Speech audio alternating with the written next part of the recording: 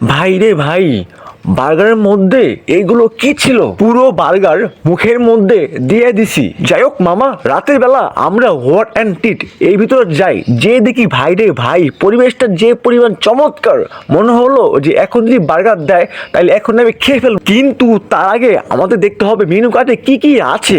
But সবচেয়ে কম দামের হলো বার্গার, আমাদের কম হয়ে গেছে। কিন্তু এখানকার পরিবেশটা দেখুন কত চমৎকার, দারুণ ছিল। যেহেতু রাতের বেলা দেখুন কত সুন্দর। বাট এইদিকে আমাদের বন্ধু সজীব দেখতেছে, ওইদিকে আমার বন্ধু আলামিন একদমই হতাশ হয়ে গেছে যে রাতের বেলা এত চমৎকার কেন। যাই হোক, আমরা সবকিছু দেখলাম, দেখার পর আমাদের নেক্সট আসলো বার্গার। এত সুন্দর বার্গার দিছে, বাট এর মধ্যে কি আছে সেটা আজকে আমি আপনাদের দেখাবো।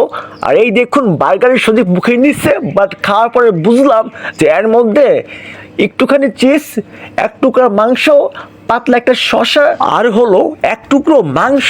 বাট যেহেতু 120 টাকার দাম, বাট আরো কিছু দিলে ভালো হতো। কিন্তু বার্গারটা জোস ছিল।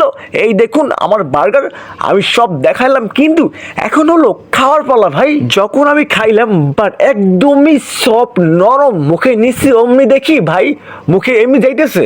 আর বার্গারের মধ্যে তো চিজ তো আছেই ভাই রে ভাই, যখন আমি খাই আমার মুখ দিয়ে খিচে হয়ে যায়, চিজ দিয়ে কিছু বুঝি না আমি। যাই হোক ভাই, বার্গারটা সেই লাগছে, কিন্তু ভাই এখানে খাইতে হবে বেশি করে। আর হলো এই যে বার্গার, আপনার দেখুন কত সুন্দর করে তারা এক টুকরো চিকেন, এক টুকরো শসা দিয়ে একদমই দিয়ে দিছে। বাট মোটামুটি সবই সুন্দর ছিল, কিন্তু আমার কাছে যদি বার্গারের মধ্যে আরো কিছু আইটেম থাকতো তাইলে মোটামুটি একদমই পারফেক্ট ছিল।